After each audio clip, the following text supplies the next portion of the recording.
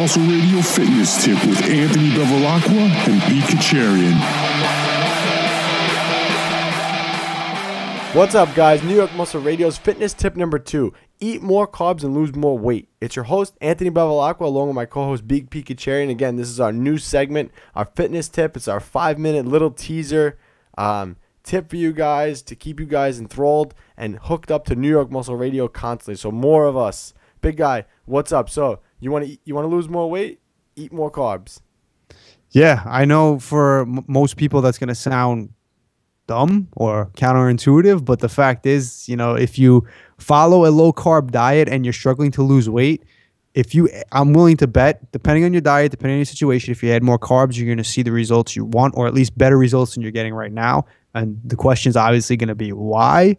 Well, the question really should be, why does low carb diets not work? And the biggest thing that people don't understand when they go on a low carb diet and they eat more fat is their metabolism is going to slow down just by the fact that they're removing a macronutrient that stimulates their metabolism.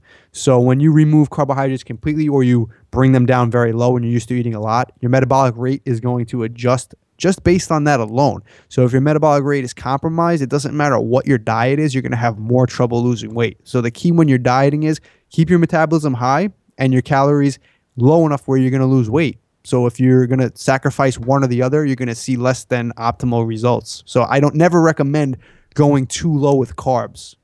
Yeah, a lot of people, what they forget is too, they want to cut carbs out because that's kind of like the dogma that's around. If I want to lose weight, I got to cut carbs. The problem is carbohydrates keep your muscles full. They keep your muscles full of glycogen, and glycogen is your muscle's primary source of fuel, and your body's primary source of fuel at that too, glucose. So if you're taking that away, your muscles are not going to be able to stay as full. When your body senses that your muscles aren't as full, your body's going to signal to itself, I don't need to retain this muscle. So if you want to retain as much muscle as possible, you have to keep as many carbs as you can in your diet. So we recommend to slowly taper them off if you have to as you're dieting, but you want to keep them higher. You don't want to have an absurd amount of protein or an absurd amount of fat. We would recommend having your carbohydrate intake be higher. And if you have a fast metabolism, doing refeeds a little more often. So anywhere between 2 and 3 times a week, and that's what's going to help you. Those big refeed days are going to help spike up the fat-burning hormones such as leptin and T3, and you're going to be able to burn more fat in the long run doing that.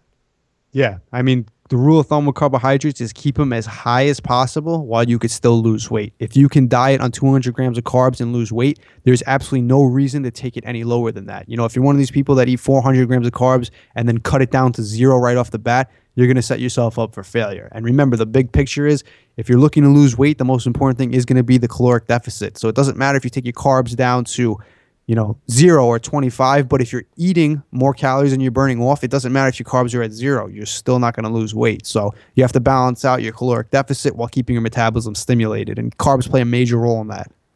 Yeah, I agree. And again, your refeeds, again, it's going to all depend on the person. Everybody's different. Again, you could pick up Cracking the Flexible Dieting Coach, a signature ebook.